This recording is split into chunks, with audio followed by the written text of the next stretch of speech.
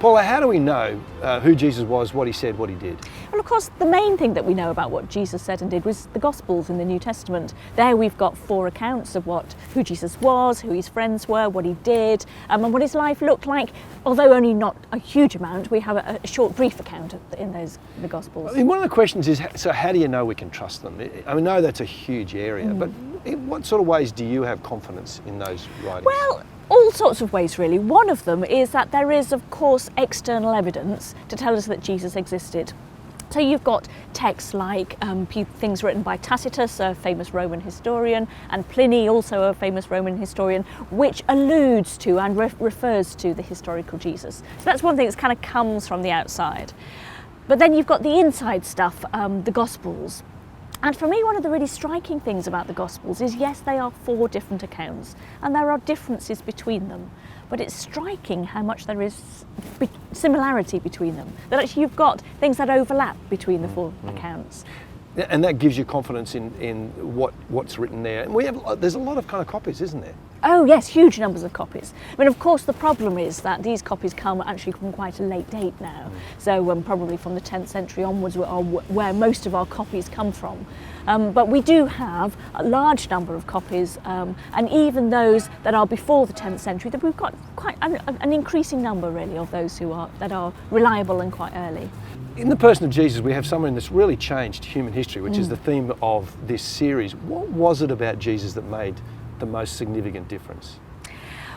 Well, you could come at it in 2 different ways. You could say it was who he was. His manner, the way in which he engaged with people, the questions he asked, what he did, that was what changed people. But I believe that what really made the difference was that he was God incarnate. So therefore, of course, the 2 relate to each other, because what would God incarnate be like? Well, he'd be like Jesus, wouldn't he? How do you know that he was? What was the key kind of event or pieces around that? Oh no, there's lots. I mean, and I think one of the really important things about the Gospels is that the theme of Jesus being God runs all the way through. So you have themes in the birth narrative, you have the things that Jesus says. But for me, one of the really important things are the miracles. And one of the things that happens these days is we get really caught up with whether the miracles happened and how they fit with science, and that can distract us from one of the things that is, for me, the most important thing. God is the God who created the world. So what's a creator going to do? Well, a creator's going to heal people. The God who was able to still the storms of chaos right at the dawn of time, well, that God's going to be able to still the storm. So actually the miracles telling us that Jesus is God, they're just telling us in a slightly different way. And then there's the whole cross and resurrection story as well, in all of that mix as well. Oh, yes, and profound. I mean, the thing that, of course, changes everything is Jesus' death and resurrection. Jesus could have come and been a wise teacher, but he'd have just been a vaguely interesting person, wouldn't he, at that point? The thing that makes the difference is that Jesus died and rose again. Which is intriguing, because in some ways he didn't leave very much, did he? I mean, there wasn't really that many people. He didn't travel very far. I mean, what did Jesus leave when he left this earth? Himself, really. Well, again, there's lots of different answers to it. He left who he was and what he did, and clearly he was so transformative that people were kind of inspired by it and took that on. But then, of course, within the Christian tradition, we want to say that he left the Spirit too. So, and it was the coming of the Spirit that made all the difference. Yeah, and then from that, the church first, I guess slowly at first, but then exploded across the known world at the time. Yeah, it was quite remarkable quite how quickly it exploded. And for me, it is that recognition that this tiny group of apparently utterly terrified disciples went and changed the face of the world. Now something has to be true about that, because they wouldn't have been able to do it otherwise. And what do you put that down to then? I would say it's down to the power of the Spirit. Well, there's 2 answers again. Yeah. There's always at least 2 answers. So one of them is that it was true. Yeah. And they saw that it was true. And when people heard them talking about it, they heard that it was true. So there's something about the relationship with truth which is really important. But the second one is the power of the Spirit. That these people who could not have done it themselves, they wouldn't have been able to have the confidence to do that. They were inspired by the Spirit, and it was the Spirit that actually changed everything. Paul, we're looking at the area of leadership and hero figures. What were the leaders of Jesus' time like? Well, they were very strong military figures. They had to be, because the point about the Roman Empire was that it had to establish Roman principles across a very, very hostile area. So they were strong, they were fierce, they were military leaders. And for me, one of the really interesting things is to contrast Jesus' understanding of peace with the Roman understanding of peace. The Romans were very proud of what they called Pax Romana, which is the peace of Rome. And effectively what they'd done is they'd established this period of great peace and tranquility, mostly across the Roman Empire. And they did it by squashing any kind of opposition.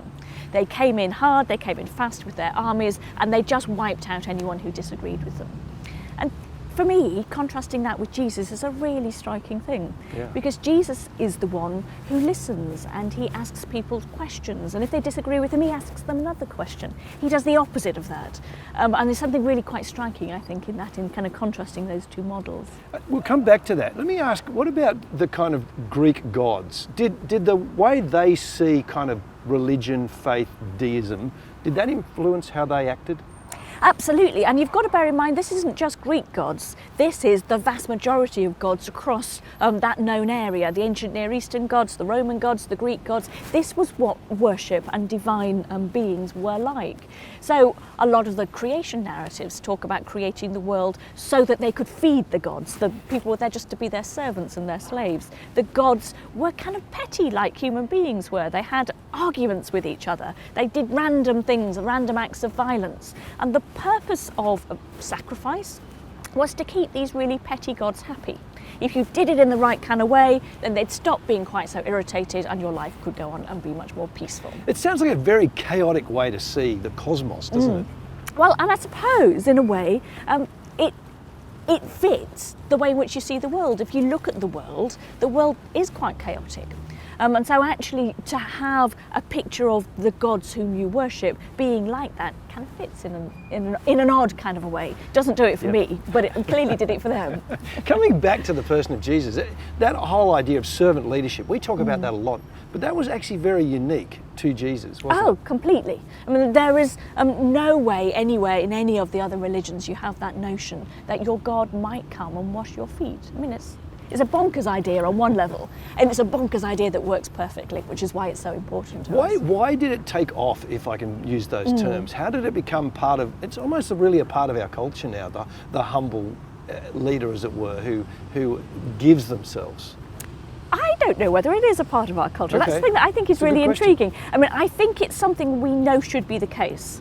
Okay. But if you interrogate leadership, it's really hard to do. It's phenomenally difficult to do. So I think it's one of those kind of big splits that goes on in people's minds. They know it ought to be the case, but they really struggle. So Paula, we have found humility as a virtue, which wasn't really the case in the time of Jesus. Oh, absolutely not. In the time of Jesus, humility was the opposite. It was a vice, really. It's that in order to be somebody important, you need to appear in all ways to be important. Humility would have been just an awful idea for them. So it's a real change in how leadership was framed up within the community. Absolutely, and the reason why that is because it works. It's the right thing that happens when you have any kind of grouping together. If people can act to each other in humility, then actually it completely changes the atmosphere, the feeling, the way in which they relate to each other. Paula, what did Jesus have to say about forgiveness? Well, people often ask me, what do I think is the most radical thing that Jesus taught? And I would argue that one of the candidates for that would certainly be his teaching on forgiveness. You see, it was completely countercultural. In Greek and Roman thought, forgiveness was a very odd notion. In Hebrew thinking even, forgiveness had a very fixed place. And what Jesus did was came in and blew that apart completely. So in Hebrew thinking, if you wanted a sin to be forgiven, you took your sacrifice to the temple and God would forgive that sin. But you've got to bear in mind that within the Hebrew sacrificial system, forgiveness was only available for sins you'd done by accident, inadvertent sins. There was no forgiveness for deliberate sin. And that begins to give you a sense of actually what Jesus is coming in and doing. So firstly, he comes in and says, forgiveness doesn't have to happen in the temple. Then he says, forgiveness doesn't have to happen just given by God. Then he says, any kind of sin can be forgiven. Then he says, now you go and do it. Wow. And when you kind of go out like that, you realise that he's just blown all expectations about forgiveness and sin and what that means kind of apart entirely. And I think that's really inspirational. Let's look at that piece about Jesus offering forgiveness. So how does that happen? So how does Jesus give or offer forgiveness to people? Well, you see, this is what was really radical, and what we kind of, when we read the Gospels, we get a bit confused by it. If you remember, the time when the Jewish leaders got most aerated about Jesus was when he forgave people. They said, you can't do it, it's not allowed. It has to happen inside the temple by God. So actually one of the things that Jesus was doing was simply saying, I am letting your sins go. The thing I love about the Greek word, it simply means, the word for forgiveness simply means let go. And there is, I think, something really profound about that. The people who do the forgiveness let go of the sin. It's like a balloon, you let it go and off it goes. But then also the people who need forgiveness have to let it go as well. And there's that kind of double letting go, which is for me a really significant element of forgiveness. Paula, Jesus alluded towards the cross, that the cross was going to offer forgiveness, and then the early church talked about the cross gave forgiveness. How does the cross give forgiveness? Well, one of the things that you've got to bear in mind is that actually the early church spent most of its time in the early years trying to work out what it means. So you want a really easy answer. There isn't a really easy answer, okay. But it is worth just kind of putting a few things down because the few things really help. And one of the things that I find really helpful is from Paul's writing, where he talks about how we're locked in a certain way of being. So when we're born as human beings, we become like Adam was. And Paul goes all the way back to the Adam story and the fall and the difficulties of sin. And Paul asks the question, well, how do you stop being like Adam? The answer's really easy, you die. Once you die, you're no longer like Adam. And actually he uses that model for our understanding of how Jesus' death on the cross works. There are lots of others, but let's just kind of follow that one through because I think it's a really interesting one. So Jesus was the one who came and died representing Adam. So what that means is that he opened the gate away from sin and the old way of doing things. So what I often say is that actually what you need is both the death and the resurrection. We need to be really careful not to over-focus on just the death. The resurrection on its own doesn't work because you can't rise if you've not died. But the death on its own doesn't work because actually if Jesus had just died, sin still wouldn't be forgiven in quite the same kind of way. The point about the death and resurrection is that Jesus' death allows you out of the old way of being. Jesus' resurrection allows you into a new way of being. And Paul's vision is that when we become in Christ, when we accept Jesus as our Saviour and our Lord, we join in with his life. So his death allows us out of the old way of being who we were and into a new free way of being who we are. It's something important that Jesus says that we can be forgiven, but as you alluded to before, it's that whole call to forgive others as well. Yes. What gives us the ability to do that? Because we've been forgiven. It's very much a model of example. So, and there's that lovely parable which I really find kind of gets right to the heart of it. So there's a judge who forgives somebody a debt, and then that person who's been forgiven their debt goes out and kind of pulls somebody in who owes them something and can screws the money out of them. And the point is that if we think forgiveness is in any way important, we've got to do it ourselves. Because what we have been forgiven, we therefore need to go and show that forgiveness to other people. It's a both and. So when people pray the Lord's Prayer, I always want to say, you are sure you want to say this, aren't you? Because actually in that we say, forgive us our sins as we forgive those who sin against us. And we often hear it the other way around, is that you forgive us and we'll forgive them. Well, actually, we ask it in the other kind of way around. Just like I've forgiven you for anything you might have done, then you can forgive me. So therefore, actually, our forgiveness of other people is kind of right at the bedrock of our relationship with God. We must forgive other people, and then God will forgive us in the same kind of way. And that I find entirely scary. Absolutely. Tell me about what Jesus would have said about power and the use of power. Jesus is very clear on the use of power. which is that we should be humble and servant-like. And I think the place where I would always go to explain an understanding of power is Paul's writings in Philippians, where Paul talks about Jesus, who was in the form of God, did not consider equality to be God as something to be clutched at. The Greek word is kind of the idea of kind of holding it to yourself. Power is something that you have in your open hand, that you let go. And then you discover that as you let it go, it comes back to you in much more influence than ever you had before. Sometimes we think power is military power or political power, and your average person in a Western country feels like they don't. But there is a fair bit of power just in a person in a wealthy country. Oh, I think there's a vast amount of power in everybody before we even get into the wealthy country. Actually, I have power in the way that I relate to you. I have power in the way in which I engage in relationships. I have power over how I decide to do things, what things I choose to do and what things I don't choose to do. Actually, our life is just riven with power. And it's about choosing how we use that power is, for me, the really important thing. Which suggests that the issues about power is something for all of us to deal with. Absolutely. There is nobody who has no power. So the other way, everybody has power. And therefore, Jesus' command about how we use power, how we think about it, how we love each other, how we act in humility, it's true for all of us, from the greatest to the least. Paula, give us a picture of what experience would have been like to be a woman in the Greco-Roman world of Jesus' time. Well, as all questions, you're asking a much more complicated question than you think.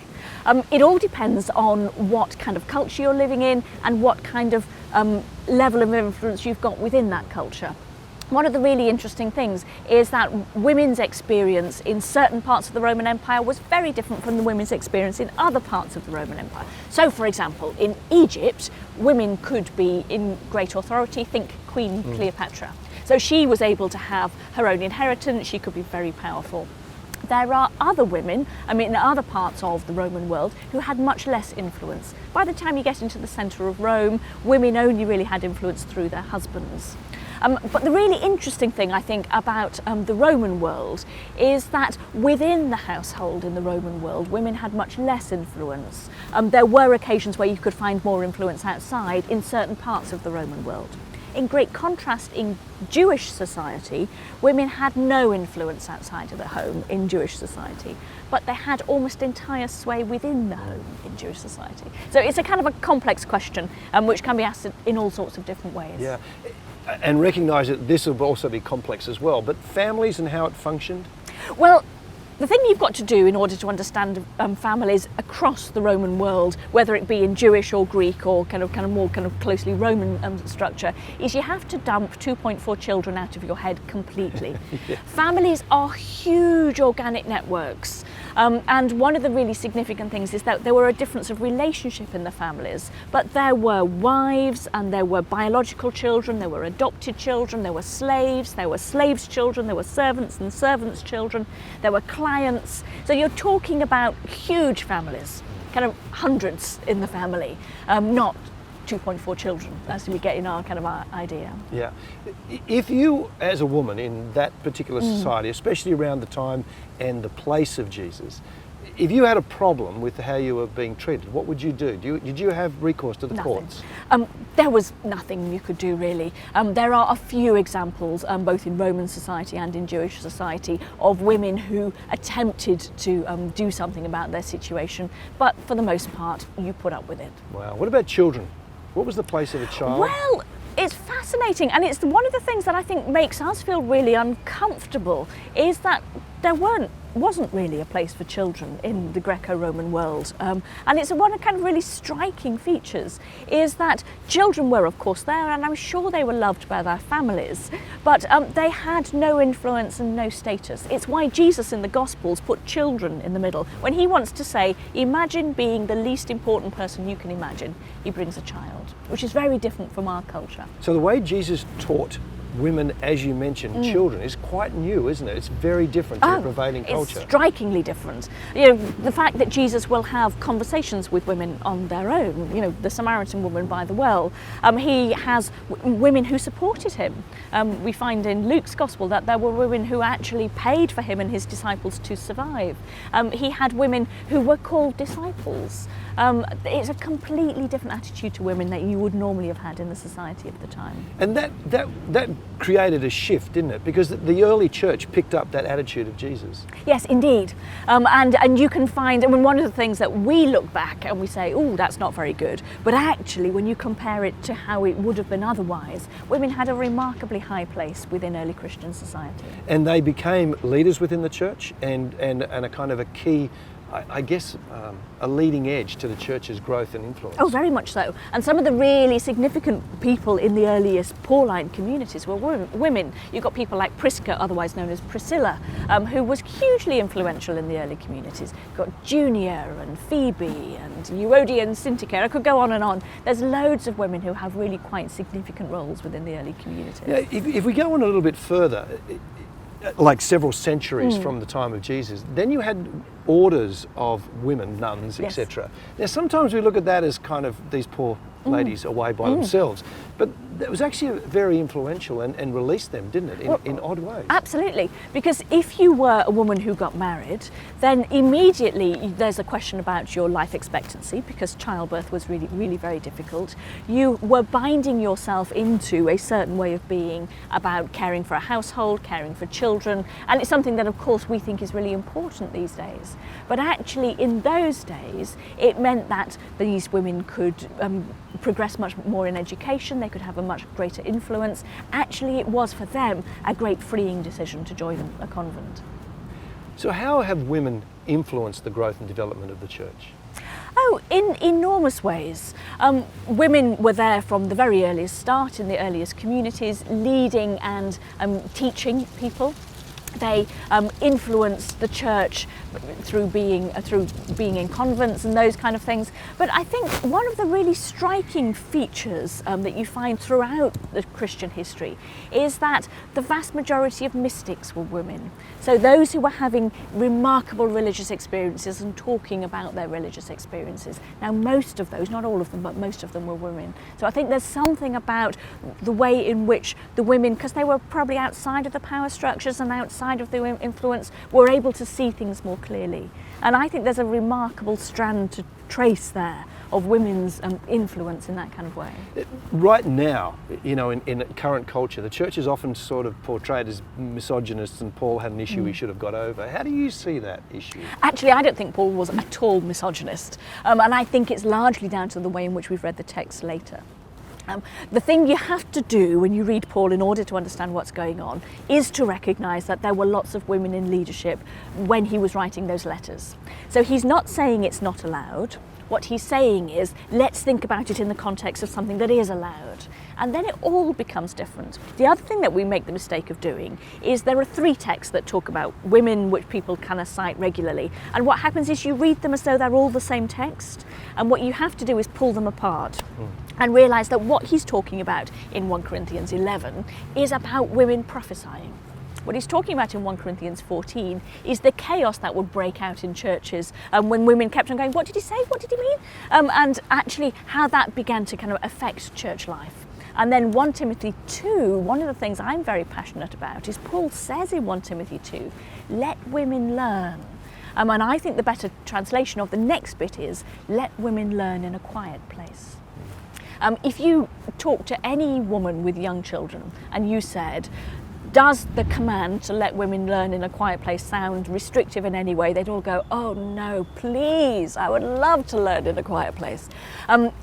Of course, the text takes a little bit more exegesis than I've just done, but actually you get that sense that the way in which it has been read, I think has been read against the grain of what Paul originally meant. Do you think the church should be fearful of the feminist movement? Not at all. I think the feminist movement is about recognising that everyone created by God bears the image of God, and that you shouldn't prejudge before you encounter somebody about whether they in fact do bear the image of God. And I think what's going on in the feminist movement is that women are beginning to say, actually, you need to take this a lot more seriously. The problem that happens is that when a pendulum has swung in one direction, to pull it back in the other direction takes a lot of effort, and therefore you can become more strident than you would be in other ways. You shouldn't be fearful of the tone, because the underlying message, I think, is really important. And Paul, I wanted to ask you, for you, how do you see Jesus as a game changer? I would see him as an entire game changer. The first thing is that he came to earth as God. So he reminded us that earth is good, our bodies are good. Being a human being is an ultimate good desired by God. He then transformed the whole of the world in which he lived. He forgave sins. He brought us hope and joy and the resurrection vision of where we might go. And then he kind of gave us a vision of how we can be in the future. I would say the world is completely different because of Jesus, his death and his resurrection.